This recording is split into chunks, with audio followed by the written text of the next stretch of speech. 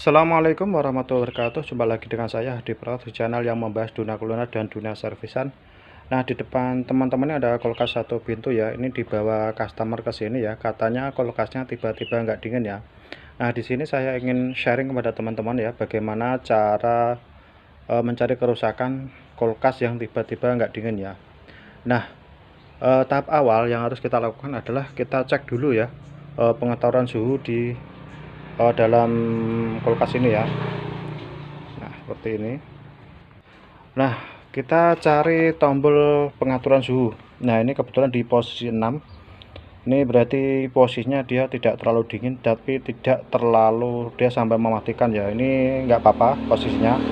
Terkadang sang pemilik itu dia biasanya memosisikan ke posisi 0 supaya untuk mencairkan bunga es dia lupa mengembalikan ke posisi kerja normal atau ke posisi dingin ya. Ini kebetulan tadi posisi 6, berarti ini kita anggap tidak ada masalah ya untuk termostat atau pengatur suhunya. Nah, ini langsung kita beralih ke belakang kulkas ini ya. Di belakang nanti ada mesin kompresor ya teman-teman.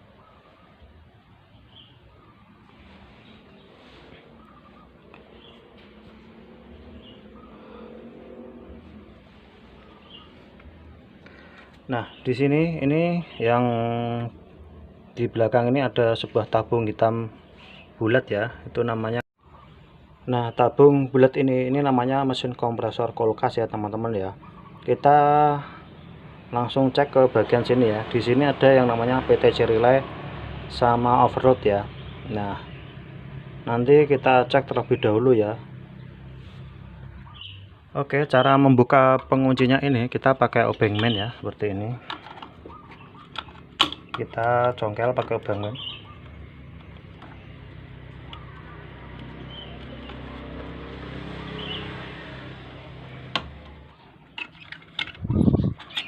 Dan kita buka ininya, penguncinya. Nah, di sini yang atas kan dia membentuk segitiga, ini namanya overload, yang bawah ini namanya PTC relay. Ini kita lepas pakai obeng man juga. Nah, seperti ini. Nah, ini namanya overload ya, yang model kayak gini. Sedangkan yang ini PTC relay ya, dia menggunakan kaki kanan. Ini kita cek pakai multimeter ya teman-teman. Oke, untuk mengeceknya kita butuh avometer ya, posisi ohm. Teman-teman nanti perhatikan nilainya sama cara pengecekannya ya. Oke, di sini ada dua lubang ya. Nah, ini kita cek pakai multimeter posisi ohm ya, atau mode dioda. Ini kita cek seperti ini teman-teman ya, antara probe hitam sama probe merah. Perhatikan nilainya teman-teman ya, dia 0,29 ya. Nah, ini berarti dia masih normal. Nilainya yang bagus adalah 20 sampai 30-an ya. Itu berarti ini masih normal ya. Kemudian untuk overloadnya ini kita cek ke sini ya, hitamnya ke sini. Nah, yang bagian ini. Kemudian yang merah ke terminalnya ya, ke terminal ini. Perhatikan, dia nilainya 002 ya. Ini nilainya tidak terlalu berpengaruh, yang penting dia terhubung ya, atau ini bunyi tit ya. 002 ini berarti overload masih oke ya. Nah, berarti untuk PTC relay sama overload tidak apa-apa. Kemudian kita cek ke bagian kompresor ya, karena kompresor inilah yang menjadi mesin utama untuk memompa freon sehingga nanti kulkas jadi dingin ya. Nah, di sini ini ada 3 terminal, 3 pin ya, dia membentuk segitiga untuk yang nantinya dia akan berpasangan dengan PTC relay dan overload ya. Nah, ini kita ukur terminalnya ya. Nah, karena di sini agak susah untuk menunjukkan ke kamera teman-teman ya. Nanti di sini saya ada kompresor lain untuk bagaimana cara pengukurannya ya. Oke, di sini saya ada kompresor copotan untuk menunjukkan kepada teman bagaimana mengukur terminal kompresor ya. Ini membentuk kaki segitiga ya, segitiga sama sisi, dimana yang paling atas adalah 1. Nah, cara mengukurnya teman-teman ya, kita tidak berpatokan nilai, tapi berpatokan dari jumlah dari ketiganya ya. Jadi ini kita ukur hambatan dari kaki kanan ini sama atas berapa ya, nilainya berapa ya, kaki atas sama yang kanan ini nilainya berapa. Kemudian diingat-ingat, setelah itu kita ukur nilainya kaki atas dengan yang kaki kiri ini nilainya berapa. Lah jumlah dari kedua nilai itu tadi itu nilainya adalah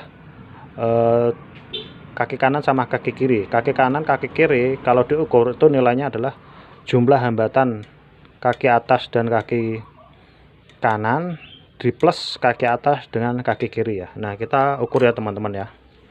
Ini contoh pengukurannya. Perhatikan nilainya teman-teman ya. Ini kita ukur kaki atas sama kaki kanan, nilainya adalah 0,24 atau 0,25 lah. Kemudian kaki atas sama kiri berapa nilainya? Nilainya adalah 0,11 ya. Nah 0,11 atau 11 tambah 24 itu berarti 35 ya teman-teman ya. Kita coba kaki kanan sama kaki kiri, nilainya berapa? Nah ini nilainya 36 ya, itu normal ya. Jadi untuk kulkas contoh ini yang saya tunjukkan kepada teman-teman ini ya, perhatikan nilainya ya, ini 36 ya. Nah 36 ya, kaki kanan sama kiri. Nah kalau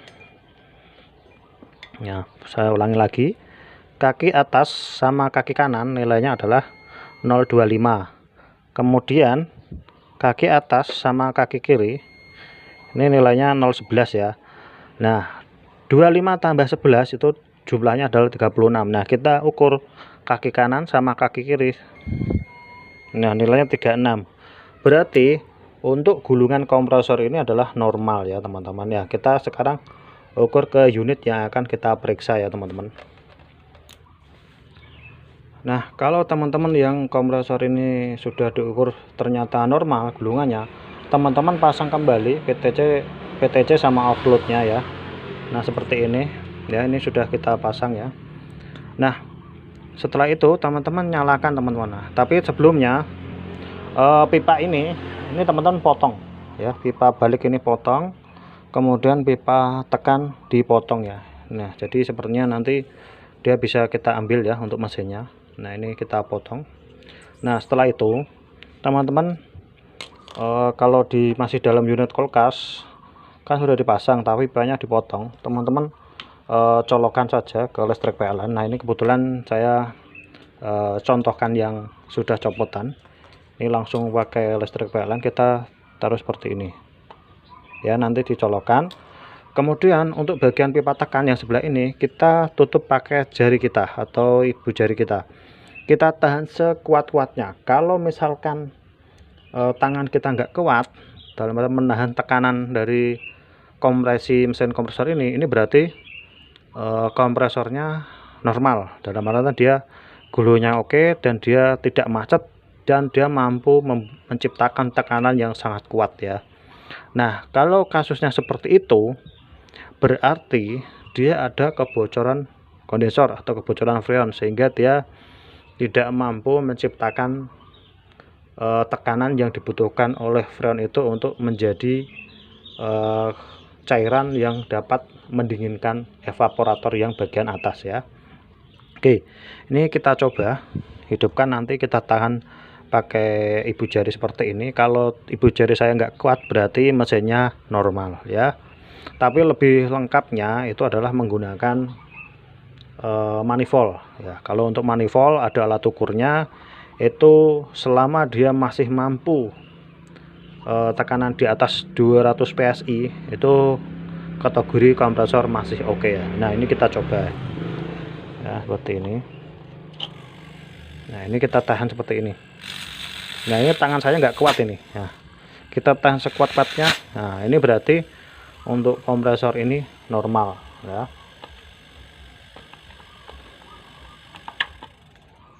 Nah oke, itu tadi cara mencari kerusakan kulkas tiba-tiba nggak dingin ya. Nah untuk tahap perbaikannya di video sebelumnya sudah ada pengecekan kebocorannya. Untuk perbaikannya nanti akan kita buatkan di video selanjutnya kalau customer kita mau ganti mesin kompresor ini. Oke, assalamualaikum warahmatullahi wabarakatuh. Dadah.